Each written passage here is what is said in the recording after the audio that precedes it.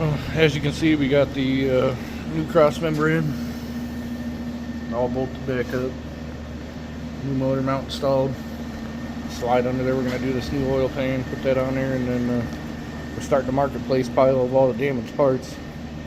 There's the cross member. You can really see how bad it is. Crack running right through the motor mount. Get this oil pan done and then get her put back down on the ground. Get the leaf springs put back in it.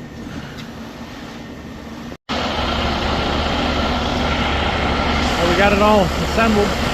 Everything except what the body shop's got to do. I'm going to back it outside. I'm going to put the broken hood back on it, and then I'm going to drive it over to the body shop so they can do their thing with the hood, the bumper, and all that stuff. Well, like I said, I was just doing mechanical repairs. I'm not doing any body work on this thing, so it's good to go.